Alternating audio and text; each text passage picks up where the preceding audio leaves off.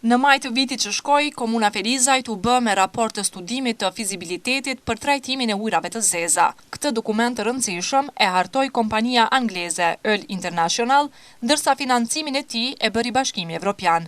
Por, ky raport, sikur edhe shumë dokumente të tjera, mbetën në sirtarët e komunës. Kaluan muajt e komuna ende nuk gjeti donator për ndërtimin e një impjanti për ujrat e zeza, projekt ky kryesor për zgjidhjen e problemeve ambientale. Drejtori i zhvillimit ekonomik në Ferizaj Enver Haliti tha se me buxhet të komunës, ky impjant zor që mund të bëhet. Kemi disa delegacione, jo vetëm ai anglez, po disa delegacione.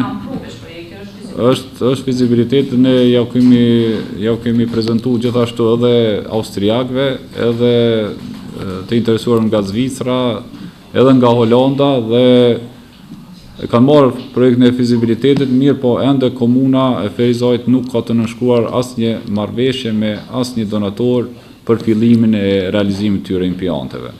Ndryshe, në një takim me gazetar, drejtori Haliti njoftoi se drejtoria të cilën e udhëheq ka kryer një varg aktivitetesh në kuadër të 3 mujorit të parë të këtij viti. Ai përmendi hartimin e 36 planeve biznesore.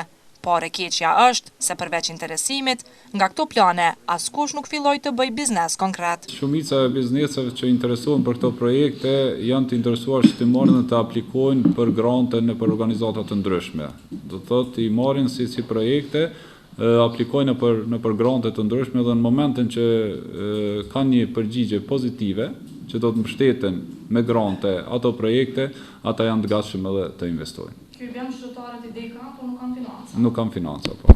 Me këtë rast, Drejtoria e Zhvillimit Ekonomik njoftoi se janë duke bërë takime të vazhdueshme me investitorë të huaj, në mënyrë që Komuna Ferizajt të mund përfitojë projekte të ndryshme. Një rëndësi të veçantë, kjo drejtori po i kushton takimeve me bashkëdhetar.